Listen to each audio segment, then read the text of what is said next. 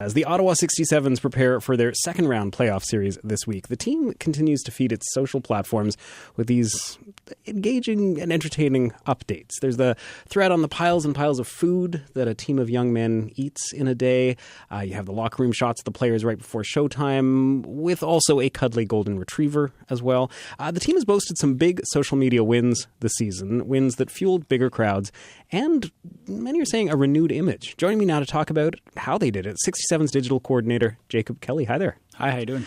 Fine. Congratulations on how the team's doing, because I would say the social media is playing a role in that, at least maybe not on the ice, but in terms of the response in the crowds, right? Yeah, I like to think it's doing something. I think at the end of the day, though, the best marketing for a sports team is a winning team. Right. So I like to think that's helpful when they're doing well, right? Yes. To have those the guys out there who people are really cheering for. But what role do you find the social media on Twitter and Facebook and the like is actually doing to feed the team? I think it gives fans more access. Mm-hmm. Like you talked about, they get to see inside the locker room right before puck drop.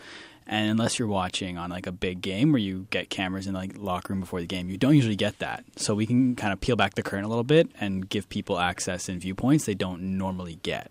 Now, how comfortable are all the players with that? To clarify to people, it's not like you're following them into the shower with a GoPro or anything, but in terms of sometimes players just want alone time before a game, right? Yeah, the guys are pretty good with it. No one's ever been like, oh, don't take a photo of me or anything. Like, the guys are pretty open, and I mean, they grew up in the social media world. They understand kind of what we're doing, so I've never had an issue with a guy not wanting to do anything. Like, our guys are actually really good when it comes to producing content and stuff. When you're trying to give fans that access, have you been able to put your finger on then what they want? What, if as a fan of the team, what do I want that I'm not just seeing on the ice? It's hard to pinpoint. I think, again, just drawing back to the locker room shots, it's those areas that they can't go as a fan. People really like that. I also think a big change we've noticed this year, and not that people didn't recognize our players last year, but we're really starting to have more recognizable people within the community. Like, we had noticeable players in years past, but this year, individual player content with recognizable faces, I've also seen fans really engaging with, whether that be a Michael DiPietro, right, a Ty Felber. Different players are becoming more and more recognizable, and I'm not saying that they weren't in years past, but I've noticed that people are resonating with individual players more than they have before. It's also interesting, like just using Ty as an example, there was that clip, well, I guess it was actually just not very long ago, where he was talking about, I don't care about scoring that first goal. What I care about are games. And being quite candid about not having scored when a lot of fans may have expected him to. Are there moments where the player will say to you, don't use that actually, or let's rethink that beforehand, or how free access do you have in terms of when they're talking? I honestly, off the top of my head, I can't think of a time where a guy's been like, don't post that. Like, for the most part, like, our guys always say the right thing. They never say anything questionable. They always say the right thing. And there's never been a time where, like I said, they've ever asked us not to use anything or anything like that. How do you know it's succeeding, right? Because it's one thing for me to say, hey, this is a really entertaining Twitter feed, or this is a really great, the posts here are really, really fun, the videos are great. How do you know it actually plays back into crowds?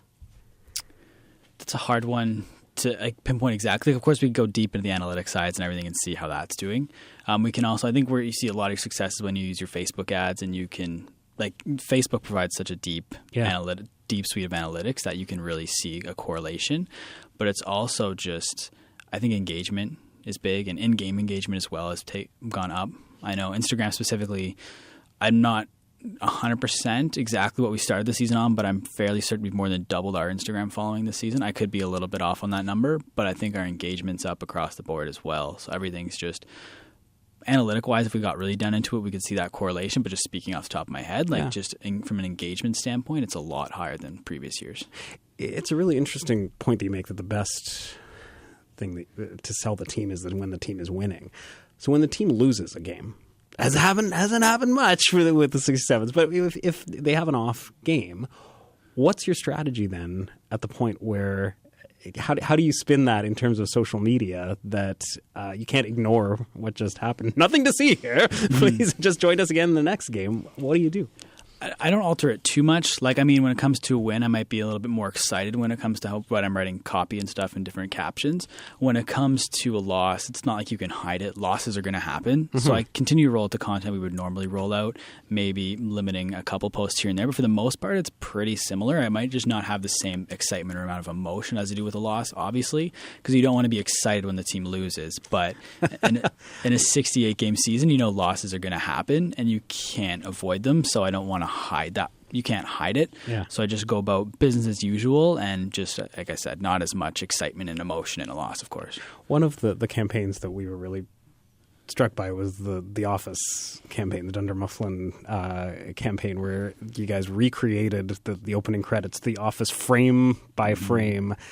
So many people saying how brilliant that was. And a lot of feedback were coming from people who hadn't even paid attention to the 67's before and suddenly were kind of intrigued with the door in. Was that whose idea was that? So that one, I think the original idea, if I remember correctly, was the marketing director, John Sinden. Mm-hmm. We had a round table as a group of us and we were coming up with different theme game ideas, and we had a game circle where we wanted to have a theme in January. We were just throwing out different ideas, and The Office just resonated with a lot of people in that room. We have some pretty diehard fans that were in that meeting.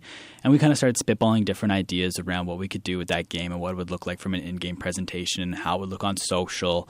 And then the video itself specifically was done by Colin Murphy. He's one of our video guys. And that was his project, and he knocked it out of the park. Like, it was, like you said, it was shot for shot. I remember when he was filming it around the office, he had like printouts of like screenshots from the actual Office intro, and he was like lining it up with his camera shot, trying to make it perfect. And that was entirely Colin Murphy, and he crushed it. And I think it was if not the most viral pieces of content we've ever put out. Are there awards for sports social media? I don't even know. Are there things that you can enter that in and say, hey, like, because that's got to win something? I mean, I honestly don't know. I'd look into it. I'm assuming there's got to be some form of award somewhere, some way, somehow, but not one that I know of to my knowledge. So all you're doing is focusing on those awards the guys win on the ice instead of behind the scenes. The team was on the road a couple games in round one, and instead of taking a break, you launched into this what they're eating campaign. All these food posts, some more delicious looking than others. Was this planned? No. So this was actually the first time I ever traveled with the team.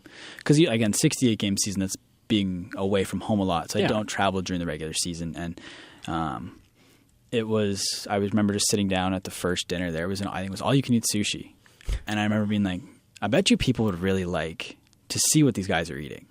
And I mean, I'm going to be at every single team dinner. I might as well treat it almost like a food blog and take these like Instagrammable photos of what the guys are eating. Yeah. Just because that's something no one ever really talks about, what do the players eat. And credit to our hockey operations, they treat our guys top class. They get great meals the entire time they're on the road, and I wanted to showcase that. And it seemed to resonate with people. People thought it was pretty interesting.